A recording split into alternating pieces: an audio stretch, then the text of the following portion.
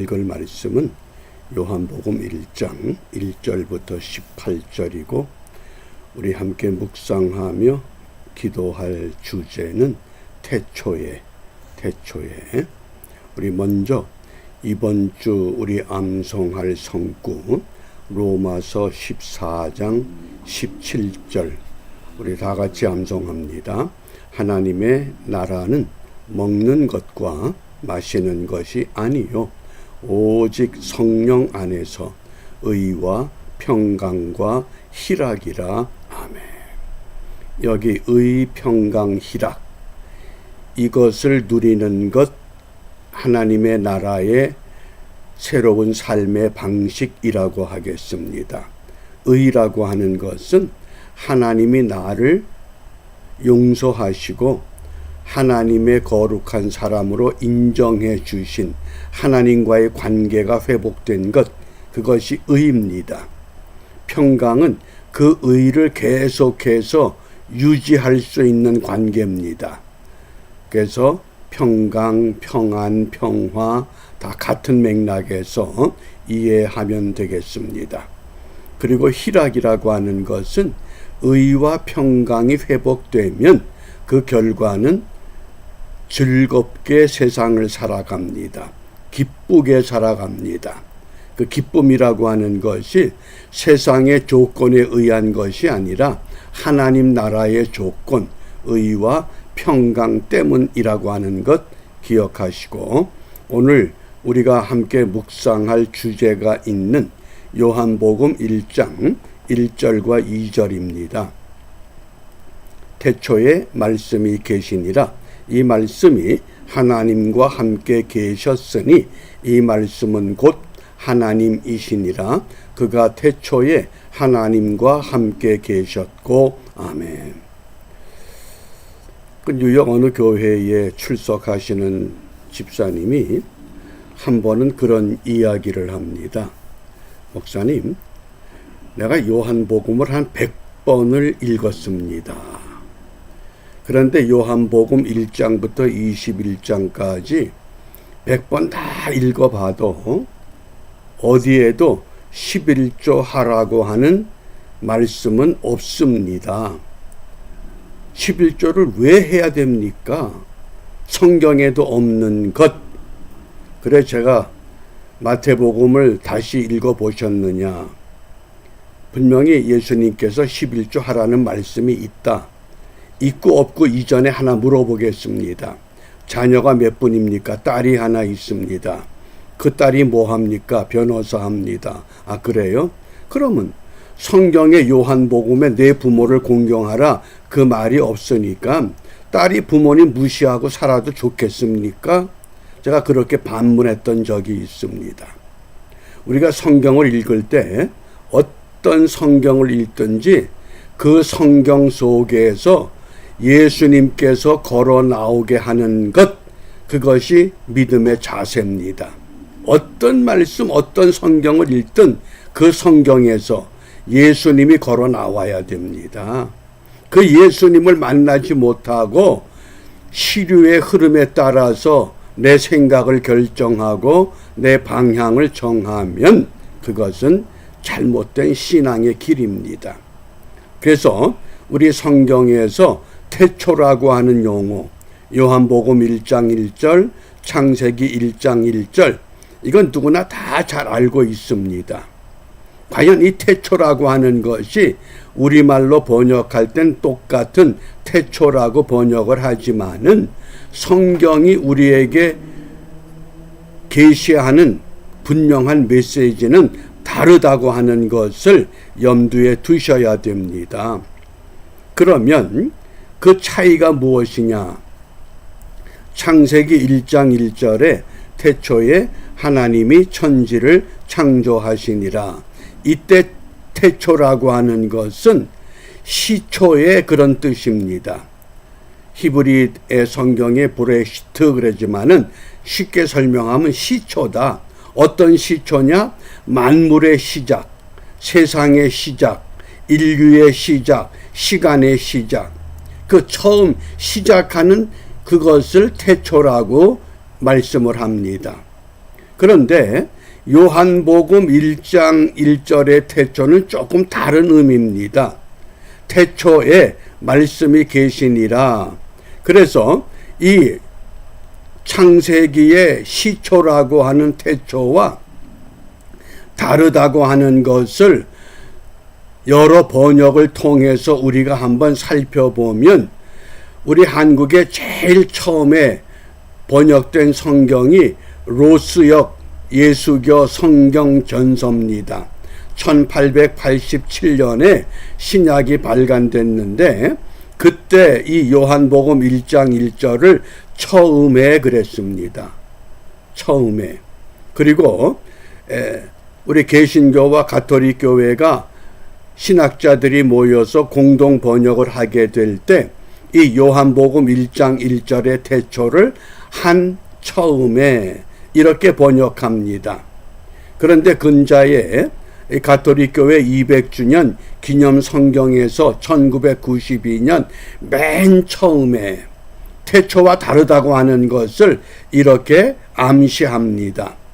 또 그 홍콩에서 발행된 홍콩 성경회의 그 성경을 보면 요한복음 1장 1절의 태초를 기초에 그랬습니다. 그러면 이 태초는 뭐냐? 태초에 말씀이 계시다.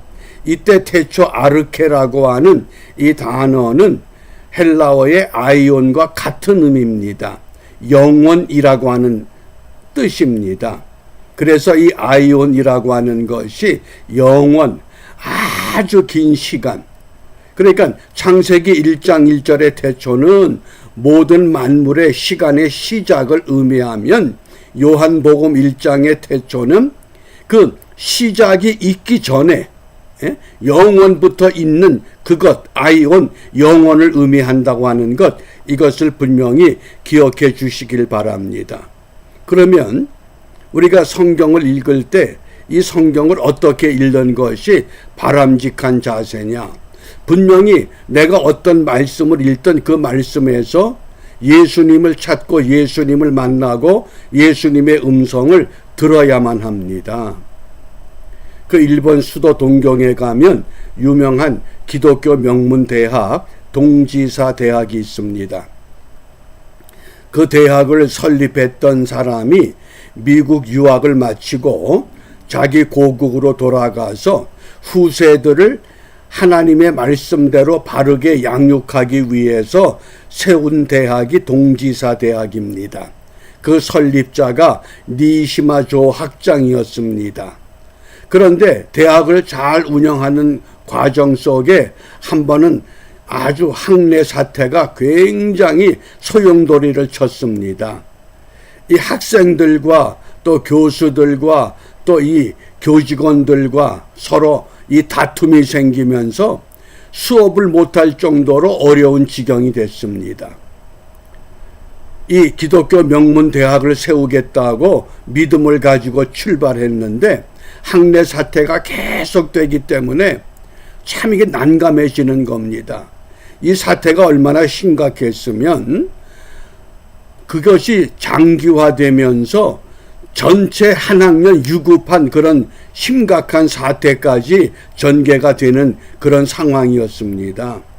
그때 니시마 이 학장이 하나님 앞에 기도하면서 하나님, 이것을 어떻게 해결하면 좋을까요? 그러다가 마침 서재에 있는 성경 말씀을 꺼냈습니다. 척 펼치니까 태초에 하나님이 천지를 창조하시니라. 근데 그 창조는 누가 했느냐? 태초에 말씀이 계시니라 로고스가 했다. 아, 이걸 하나님의 방법대로 풀어야 되겠구나. 인간의 수단과 방법을 동원해서 학내 사태를 해결할 것이 아니다. 그리고는 모든 교직원들과 교수들 또 학생들에게 강당에 다 모이십시오. 내가 이 학내 분쟁을 위해서 중대 결정을 발표하겠습니다. 그러니까 모든 학생들, 교직원들이 다 강당에 모였습니다. 이제 학장이 무슨 말을 하는가를 모두 주시하고 있습니다. 그때에 이 니시마 학장이 이 회초리 하나를 들고 올라옵니다. 그 회초리를 들고는 자기 종아리를 걷으면서 이 대학의 이 분쟁의 문제는 여러분들이 잘못한 것이 아니라 내가 잘못한 것입니다. 이제 한 사람씩 올라와서 이 회초리를 가지고 내 종아리를 치십시오. 그러고는 먼저 자기 종아리를 내리칩니다. 학생에게 올라오시오. 교직원에게 올라오시오. 그런데 그렇게 서로 반목하며 서로 분쟁하던 교직원들, 이 학생들이 니시마 학장의 그 아주 단호한 그 자세를 보면서 전부 무릎을 꿇고 아닙니다. 우리가 잘못했습니다. 우리가 잘못했습니다. 학장님은 책임이 없습니다. 그리고는 그 학내 분쟁이 해결될 수 있었다고 하는 겁니다. 그래서 동지사 대학에 들어가면 아주 유명한 유물이 하나 있는데 그때 니시마 학장이 사용했던 그 회초리, 벚나무 회초리, 그것이 유물로 전시되면서 역사적인 교훈을 우리에게 소개하고 있습니다. 우리가 요한복음을 읽을 때 내가 100번을 읽든 1000번을 읽든 11조 하는 것이 어디 있느냐, 그런 식으로 읽을 것이 아니라 이 말씀을 통해서 처음부터 영원 전부터 우리 예수님이 나와 함께 하신다고 하는 이 분명한 메시지를 들을 수 있고 찾을 수 있고 다시 한번 확인해 볼 수 있기를 바랍니다. 그래서 오늘 우리 기도 제목이 에베소서 5장 16절입니다. 세월을 아끼라 때가 악하니라. 이 세월을 아끼라 때가 악하다. 개혁자 칼빈은 이것을 어떻게 해석하느냐? 세상의 시간은 공중 권세 잡은 사탄이 쥐고 있기 때문에 사탄이 쥐고 있는 시간을 내가 빼앗아서 내 시간으로 사용해야 된다. 그것이 세월을 아끼는 비결이라고 소개합니다. 또 어거스틴은 세상의 모든 것들이 우리의 시간을 방해하고 우리를 향락 가운데 내몰고 있지만은 그런 환경 속에서 세월을 아끼라 때가 악하다. 이 아낀다고 하는 것, 다른 말로 번역하면 시간을 구원하라. 시간을 구속하라. 사탄의 시간 속에 붙잡혀 있는 그것을 하나님의 시간으로 바꾸어내라. 그 뜻입니다. 그러므로 우리가 이 아침에 9월을 시작하는 이 첫 주간에 시간을 바르게 활용하는 지혜와 믿음을 주시옵소서. 어떤 시간? 기도하는 그 시간, 십자가의 사랑을 온전히 깨닫는 그 시간, 우리가 이러한 시간을 되찾아서 9월 한 달 우리가 이 무더위를 보내고 신선한 바람 부는 이때에 이 가을에는 더욱 거룩하게 하옵소서. 이렇게 기도하며 오늘도 믿음으로 승리하는 은혜의 하루가 되시기를 바랍니다. 기도하겠습니다. 은혜가 풍성하신 아버지 하나님, 8월의 무더위를 보내고 이제 아침 저녁 소슬한 바람이 부는 가을을 맞이하게 하시니 감사합니다. 이 가을에 우리 모두가 이전보다 더 거룩하기를 원하고 이전보다 더 세월을 아껴 하나님 사람답게 세워지기를 원하오니 오늘 우리 모두에게 시간을 바르게 활용할 수 있는 믿음과 지혜를 주시고 기도의 시간을 확정하게 하시고 십자가의 사랑 온전히 깨달아 하나님의 사람답게 회복하는 은혜를 다시 한번 우리 모두 누리게 하여 주시옵소서. 예수님 이름으로 기도합니다. 아멘.